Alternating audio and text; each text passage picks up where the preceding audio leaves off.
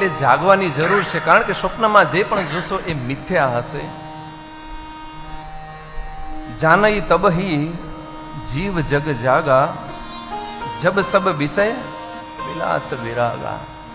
ત્યારે જ જીવને જાગેલો સમજવો, જ્યાં સુધી એમને આ વિષયની અંદર, વિષય સુખની અંદર વૈરાગ્ય નથી થયો ત્યાં સુધી એ સૂતેલો જીવ છે. આપણે બધા સૂતેલા છીએ અને આ સંતો આપણે જગાડવાનો પ્રયત્ન કરે છે. જેમ સવારની કથામાં નારદજી જ્ઞાન અને વૈરાગ્યને જગાડવાનો પ્રયત્ન કરતા હતા, એમ સંતો આપણે એ જગાડવાનો પ્રયત્ન કરે છે કે જાગો. તમારો જન્મ શા માટે થયો છે? જાગો. તમે ક્યાં કુળમાં જન્મ્યા છો? જાગો.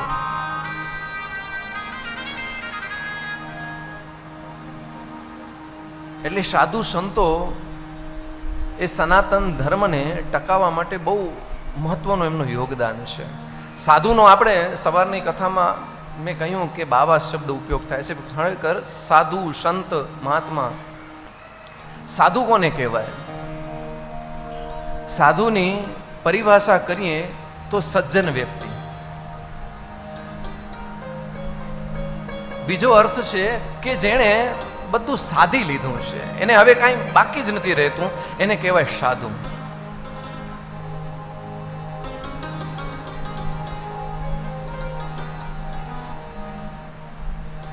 બધી વસ્તુઓ, સાધન જેટલા પણ છે એ એનાથી દૂર નથી, એને કહેવાય સાધુ. અને બીજો અર્થ કરીએ તો જે માયાથી સર્વકાળે સાવધાન રહે છે અને લોકોને સાવધાન કરે છે, એને કહેવાય સાધુ. જે માયાથી તમને સર્વકાળે સાવધાન કર્યા કરે, આ માયા છે, ફસાજે નહીં. એ સંતોનો સ્વભાવ છે એવો, એ જનેતાની ગોદ ના જેવો.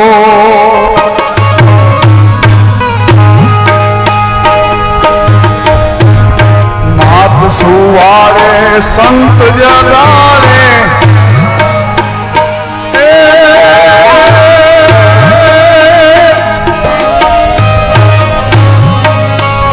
ભેળવી દે ભગવાન,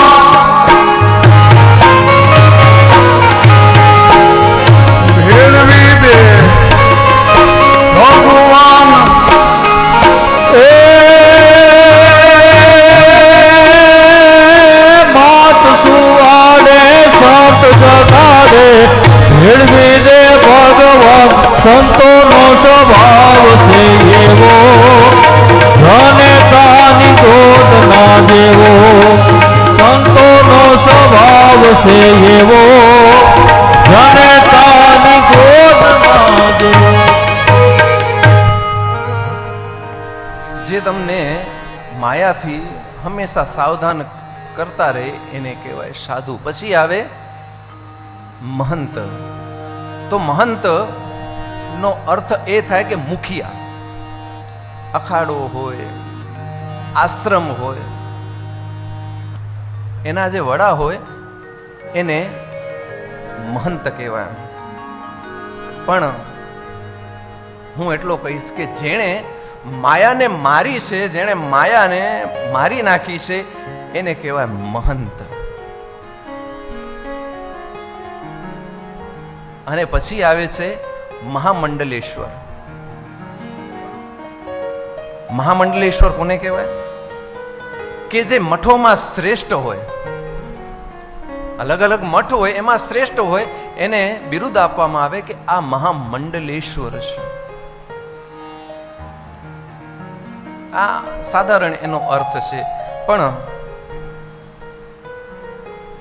જે ઈશ્વરની મહિમાનું મંડન કરે છે, જે ઈશ્વરની મહિમા લોકો સુધી પહોંચાડે છે, એને કહેવાય મહામંડલેશ્વર. આવા સાધુ સંતો, આવા મહંતો, આવા મહામંડલેશ્વર આપણા વચ્ચે હોય અને આ જીવ ન જાગે તો પછી ક્યારે નથી જાગવાનું.